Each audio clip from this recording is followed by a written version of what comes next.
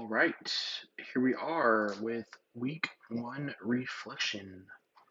Let me go to my bullet points so I can see what I had written for this week.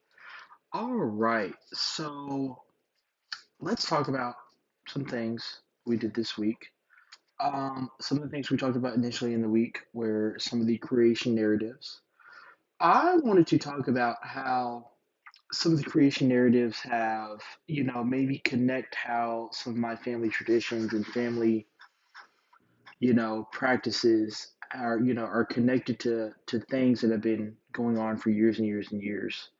Um, so in the creation narratives, obviously we see like specifically in Adam and Eve, and I'm specifically referring to Adam and Eve because oftentimes in the United States, a lot of us are um, upheld to Christian values. I personally was raised Christian. I mean, very loosely Christian, went to church here and there for holidays and things, and so not super duper religious, but definitely an undertone of religion throughout my childhood, throughout my upbringing. We were upheld to like, don't steal, you're gonna go to heaven, don't say God's name in vain, but not to the extent of like in church every Sunday and things of that nature. um, some of the things that I see in that are have been transformed through the generations of my family, especially when I see in like my grandparents and my older people in my family, of they really, really uphold that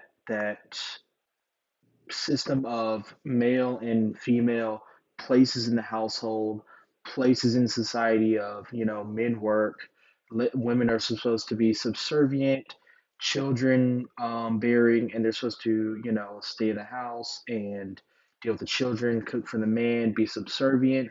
They're secondary in a lot of instances. So I can really, really see that apparently throughout many of my grandparents and great uncles and older people in my family. It's interesting to see how it's not it's slowly fading away through generation to generation. Like my parents, for instance, both had very high up jobs, and so they were often occupied much of my childhood. So that man is the breadwinner and woman is the stay at home mom was definitely starting to fade away when I was being raised.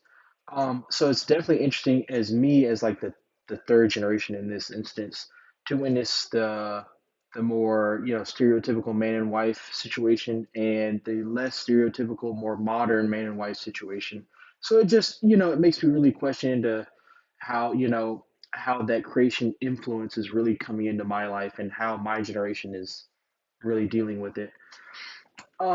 Another thing I wanted to touch on, um, let's see. Oh, we talked about happiness. So during the beginning of the week, very beginning of the week, we talked about what do we derive happiness from?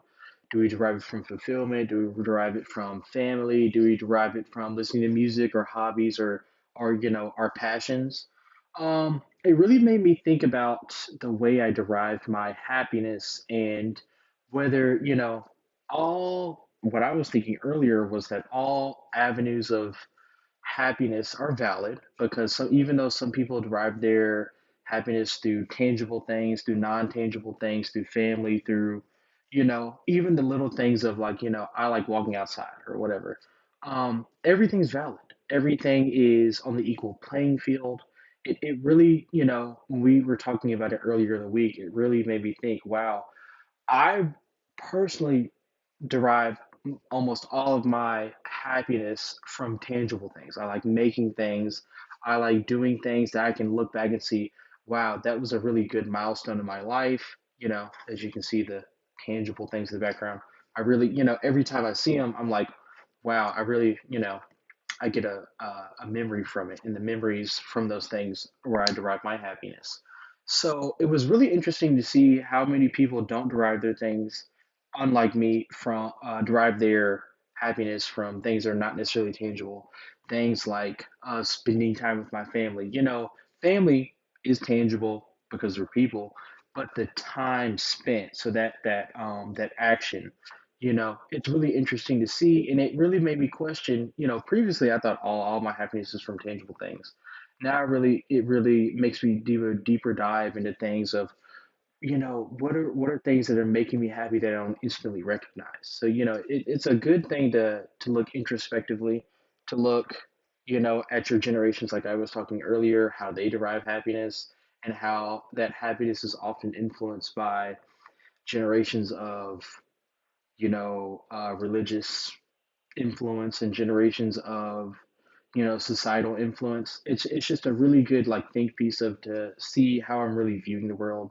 So my point of view is definitely being shaped.